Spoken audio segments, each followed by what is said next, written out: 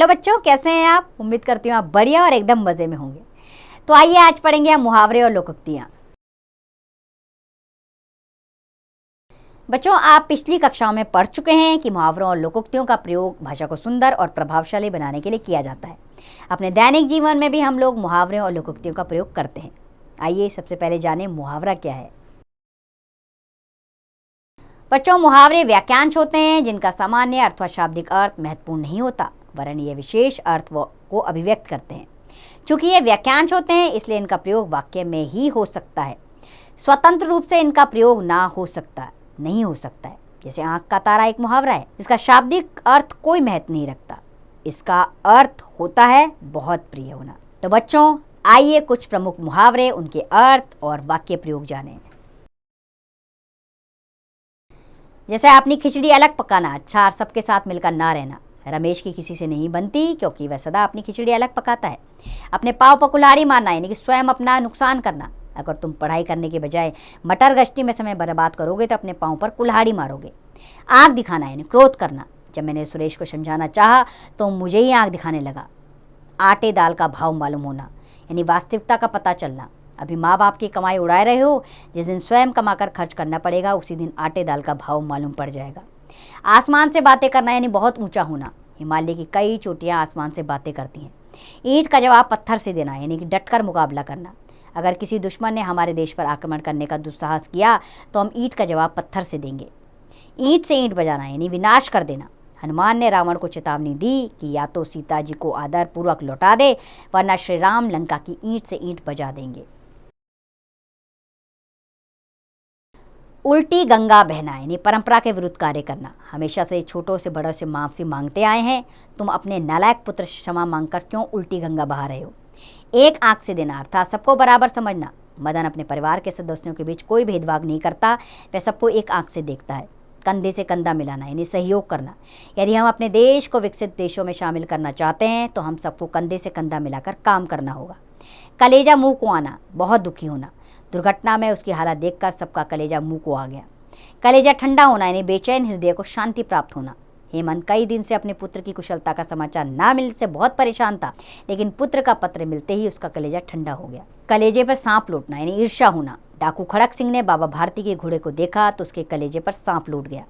काम तमाम करना यानी कि मार डालना। शिवाजी ने भनगढ़ से पेड़ फाड़कर अफजल खां का काम तमाम कर दिया। खून का प्यासा यानी कि जानी दुश्मन। जब से हरेन ने शिवराज के खिलाफ प्रधानी का चुनाव लड़ा है तब से वह उसके खून का प्यासा हो गया है। खून का घूंट पीना यानी क्रोध को बलपूर्वक दबाना। अधिकारी के अपमानजनक व्यवहार से दिनेश को गुस्सा तो बहुत आया, लेकिन बेचारा विवेचता के कारण खून का घूंट पीकर रह गया। गिरगिट की तरह रंग बदलना यानी कि कोई सिद्धांत न होना। विपुल का भरोसा मत करना, वह गिरगिट की तरह रंग बदलता है। घी के दिए जलाना यानी खुशियां मनाना। जब रेशमा के भाई का आईएएस में चयन हो गया तो उसके घर वालों ने घी के दिए जलाए। चेहरे पर हवाइयां उड़ना यानी घबराहट होना। पुलिस को देखकर चोर के चेहरे पर हवाइयां उड़ने लगी। चार चांद लगाना, यश में वृद्धि करना। हिमेश गरीब परिवार से था, लेकिन उसने अपनी मेहनत के बल पर अपने माता पिता की कीर्ति में 4 चांद लगा दिए। जमीन पर पांव न पड़ना अर्थात बहुत घमंड होना। जब से रवि को ससुराल से कुछ पैसा मिला है तब से उसके जमीन पर पांव नहीं पड़ते। टका सा जवाब देना यानी साफ मना कर देना। रमेश वैसे तो मेरा मित्र बनता है, लेकिन जब मैंने उससे थोड़ी मदद मांगी तो उसने टका सा जवाब दे दिया। नाक में दम करना यानी तंग करना। उसकी रोज रोज की शिकायतों ने मेरे नाक में दम कर दिया है। 99 की फेर में पड़ना अर्थात अधिक लालच में पड़ना। 99 के फेर में पड़ोगे तो जीवन की छोटी छोटी खुशियों से वंचित रह जाओगे। पेट में चूहे कूदना यानी कि तेज भूख लगना। भाई अब जल्दी घर चलो, पेट में चूहे कूद रहे हैं।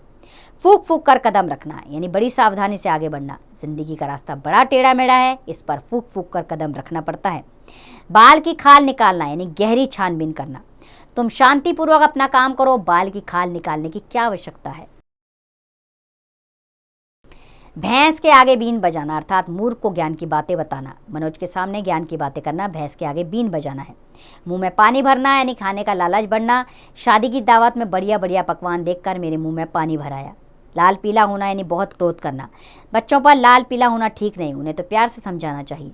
लोहे के चने चबाना यानी कठाना या झेलना। जीवन फूलों की सेज मात्र नहीं है, यहाँ लोहे के चने भी चबाने पड़ते हैं। वीर गति को प्राप्त होना यानी युद्ध में लड़ते हुए प्राण देना। कारगिल युद्ध में अनेक भारतीय सैनिकों वीरगति को प्राप्त हुए। सिर ओखली में देना यानी मुसीबत मोल लेना। अंगद जैसे बदमाश को चुनौती देकर चमन ने सिर ओखली में दे दिया है। हवा से बातें करना यानी बहुत तेज दौड़ना। महाराणा प्रताप का घोड़ा चेतक रणभूमि में हवा से बातें करता था। हाथ पांव फूलना यानी बहुत घबरा जाना। महेंद्र जी अपने स्कूटर पर जा रहा था तो अचानक एक ट्रक के सामने आ गया। यह देखकर उसके हाथ पांव फूल गए। आइए बच्चों, कुछ और मुहावरे और उनके अर्थ जाने। जैसे कि अंगारों से खेलना यानी बड़े साहस का काम करना। अंधे की लकड़ी एकमात्र सहारा। अंबर के तारे गिनना यानी नींद ना आना। अपना सा मुंह लेकर जाना यानी लज्जित होना। अपना उल्लू सीधा करना, अपना स्वार्थ पूरा करना। आंख बिछाना, हार्दिक स्वागत करना। अपने पैरों पर खड़े होना, स्वावलंबी बनना। आंखों से गिरना, दिल से उतरना। आंखों में धूल झोंकना, धोखा देना। आकाश पाताल एक करना यानी कि कड़ी मेहनत करना। आसमान के तारे तोड़ना यानी असंभव कार्य करना। आसमान सिर पर उठाना, बहुत अधिक शोर करना। आग में घी डालना, क्रोध को और अधिक भड़काना। आग बबूला होना, बहुत क्रोध करना। आपे से बाहर होना, भड़क उठना। आस्तीन का सांप यानी कपटी मित्र। ईद का चांद होना, कभी कभी दिखाई देना। उल्लू बनाना, मूर्ख बनाना। कान पर जूं ना रेंगना, समझाने का कोई प्रभाव ना होना। कब्र में पैर लटकना यानी मृत्यु निकट होना। कान भरना यानी चुगली करना। कमर टूटना यानी हिम्मत और शक्ति ना रहना। कलेजे पर पत्थर रखना यानी सब्र करना। काया पलट होना, पूरी तरह बदल जाना। खाक छानना यानी बेकार भटकना। खून पसीना एक करना यानी बहुत कठिन परिश्रम करना। गड़े मुर्दे उखाड़ना, पुरानी और भूली बातों को याद रखना। गागर में सागर बनना यानी थोड़े शब्दों में बहुत कुछ कह देना। घाव पर नमक छिड़कना यानी दुखी व्यक्ति को और अधिक दुखी करना। घोड़े बेचकर सोना यानी निश्चिंत होना। चादर से पांव पसारना अर्थात आमदनी से अधिक खर्च करना। चिकना घड़ा यानी बेशर्म। छठी का दूध याद आना यानी कठिनाई का अनुभव करना। जहर उगलना यानी कड़वे बोल बोलना। जान हथेली पर रखना यानी मौत की परवाह न करना। तस से मस ना होना, अपनी बात पर अडिग रहना। तलवे चाटना यानी चापलूसी करना। दिल का तार करना यानी छोटी सी बात को बड़ा कर देना। दांत खट्टे करना यानी परास्त करना। दाल ना गलना यानी सफल ना होना। नाक कटना यानी बेइज्जती होना। 9 2 11 होना, भाग जाना। पहाड़ टूट पड़ना, अचानक भारी विपत्ति आ पड़ना। पानी पानी होना यानी कि शर्मिंदा होना। पीठ दिखाना, डर कर मैदान से भाग जाना। फूला ना समाना, बहुत प्रसन्न होना। बाएं हाथ का खेल, बहुत आसान कार्य। भीगी बिल्ली बनना, डर जाना। मुंह की खाना यानी परास्त होना। मुट्ठी गरम करना यानी रिश्वत देना। रंग में भंग पड़ना, मजा किरकिरा होना।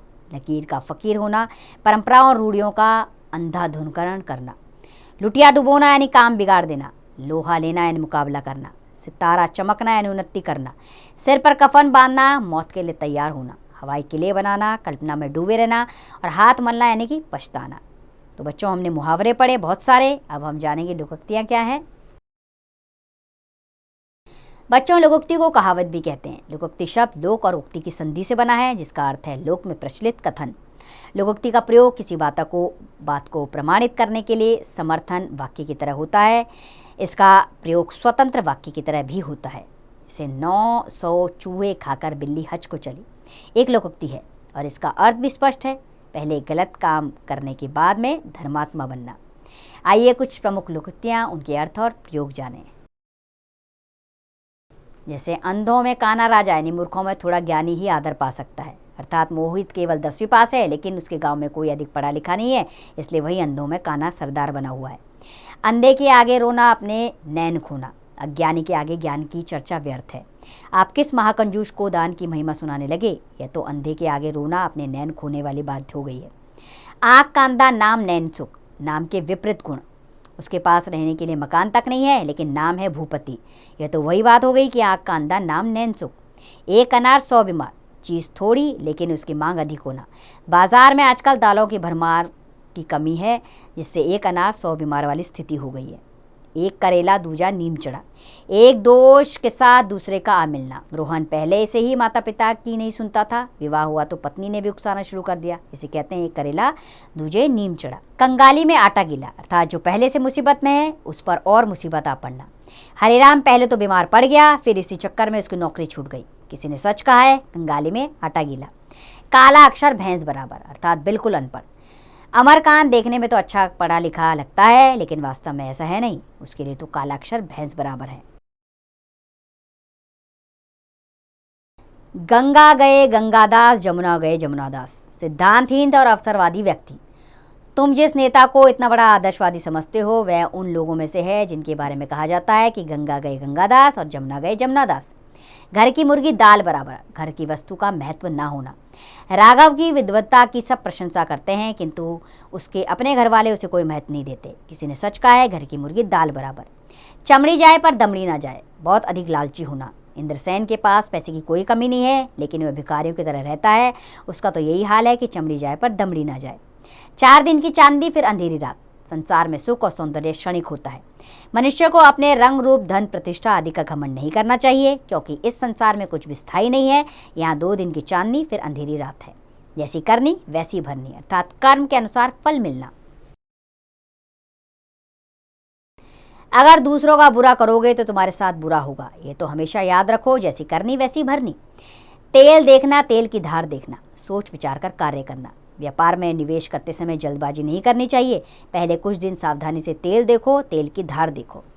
थोता चना बाजे घना, सार कम होते हुए भी आडंबर अधिक करना। कमल ने मुश्किल से हाई स्कूल पास किया है लेकिन दिखावा ऐसा करता है मानो डॉक्टरेट डिग्री प्राप्त कर ली है। इसीलिए कहा गया है कि थोता चना बाजे घना। दूध का दूध, पानी का पानी, यानी निष्पक्ष न्याय। विक्रमादित्य के बारे में प्रसिद्ध है कि वे न्याय करते समय दूध का दूध और पानी का पानी कर दिया करते थे। दूर के ढोल सुहावने, अर्थात दूर से सब वस्तुएं अच्छी लगती हैं। अभी तुम अर्जुन के बारे में अधिक नहीं जानते हो इसलिए इतनी उसकी प्रशंसा कर रहे हो। याद रखो, दूर के ढोल सुहावने होते हैं। ना 9 मन तेल होगा, ना राधा नाचेगी। कार्य करने के लिए असंभव शर्त रखना। विकास ने अपने निर्धन पिता से कहा कि यदि आप मुझे मोटरसाइकिल दिलवा दे तो मैं परीक्षा में प्रथम श्रेणी ला सकता हूँ। उसके पिता ने हंसकर कहा, ना 9 मन तेल होगा, ना राधा नाचेगी। न रहेगा बांस, न बजेगी बांसुरी, अर्थात जब कारण ही नहीं रहेगा फिर कार्य कैसे होगा। हरीश का बॉस उसे अपने कार्यालय में रहने ही नहीं देगा, फिर वह उसका विरोध कैसे कर पाएगा। न रहेगा बांस, न बजेगी बांसुरी। नाच न जाने आंगन टेढ़ा, अपनी कमी दूसरों पर थोप देना। प्रवेश का ध्यान तो पढ़ने में नहीं है, उल्टे अपनी असफलता का दोष अपने माता पिता पर रख देता है। ये तो वही बात हुई कि नाच न जाने आंगन टेढ़ा। पराधीन सपने सुख नाही, पराधीनता में सुख नहीं मिल सकता। तुम अपना चलता हुआ व्यवसाय छोड़कर उसके यहाँ नौकरी क्यों करना चाहते हो। पिंजरा चाहे सोने का ही कोई ना हो, पिंजरा ही है। याद रखो, पराधीन सपने सुख नाही। बंदर के जाने अदरक का स्वाद, अर्थात पारखी ही वस्तु के गुण को परख सकता है। तुम तो रात दिन पैसे के पीछे भागते रहते हो, तुम्हें काव्य रस से मिलने वाले आनंद का क्या पता। भला मंदर क्या जाने अदरक का स्वाद। बकरी की माँ कब तक खैर मनाएगी।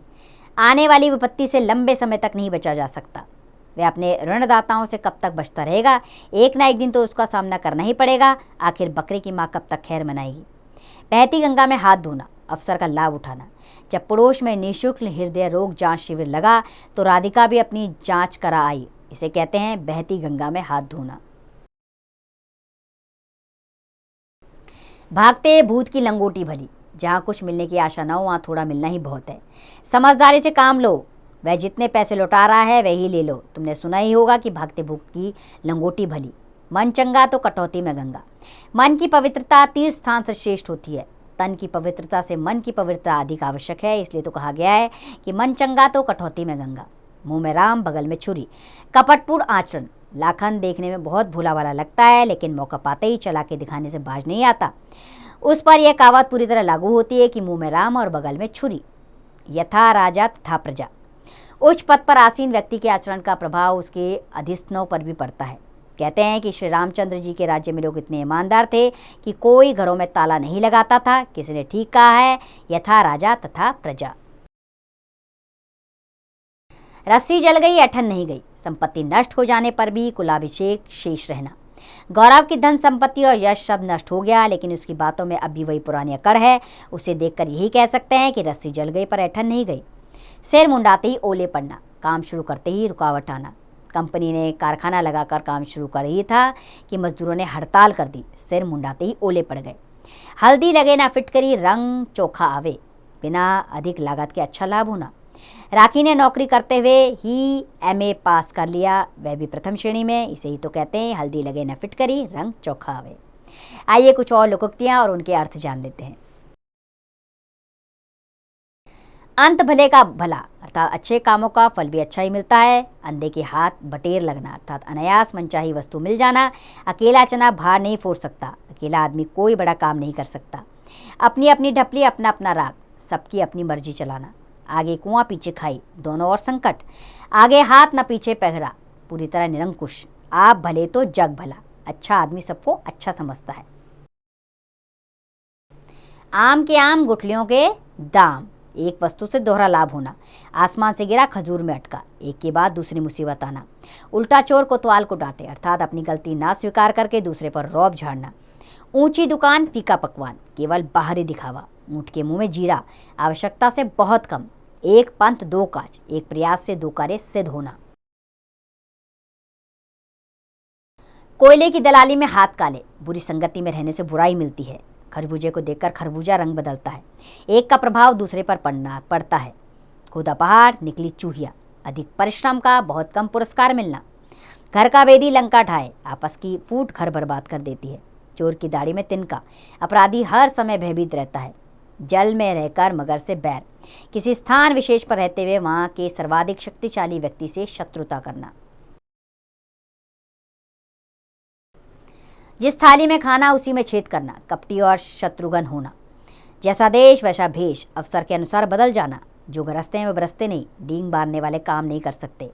डूबते को तिनका का सहारा अर्थात संकट के समय थोड़ी सहायता ही काफी होती है। दान की बच्चिया के दांत नहीं देखे जाते। मुफ्त में मिली वस्तु की गुणवत्ता नहीं देखी जाती। दूध का जला छाछ भी फूक फूक कर पीता है। एक बार धोखा मिलने के बाद आदमी कुछ अधिक भी सावधान हो जाता है। धोबी का कुत्ता न घर का न घाट का अर्थात दुविधाग्रस्त आदमी कहीं का नहीं रहता। 9 कदम न 13 उधार। उधार के अधिक लाभ की अपेक्षा नगद का कम लाभ ही अच्छा रहता है। बिल्ली के भाग्य से छीका टूटना, भाग्यवश काम बन जाना। मान न मान, मैं तेरा मेहमान अर्थात जबरदस्ती गले पड़ना। यथा नाम तथा गुण, नाम के अनुरूप गुण होना। लातों के भूत बातों से नहीं मानते अर्थात दुष्ट व्यक्ति बिना मार खाए सही राह पर नहीं आता। सांच को आंच नहीं, सच बोलने वाले को डर नहीं होता। सांप मरे न लाठी टूटे, बिना कोई हानि उठाए काम बन जाना। सीधी उंगली से घी न निकलना, कोई बड़ा काम आसानी से नहीं होता। 100 सुनार की एक लोहार की, कमजोर की 100 चोटों से बलवान की एक चोट अधिक होती है। हाथ कंगन को आरसी क्या, प्रत्यक्ष को प्रमाण की आवश्यकता नहीं होती। होनहार बिरवान के होठ चिकने पात, होनहार के लक्षण पहले से ही प्रकट हो जाते हैं। हाथी के दांत खाने की ओर, दिखाने की ओर। कपटी व्यक्ति कहावत कुछ है, कहता कुछ है और करता कुछ है। आइए बच्चों, हमने बहुत सारे मुहावरे और लोकोक्तियां पढ़ ली हैं, लेकिन एक बार आपके अभ्यास के लिए इस पाठ को हम दोहरा लेते हैं।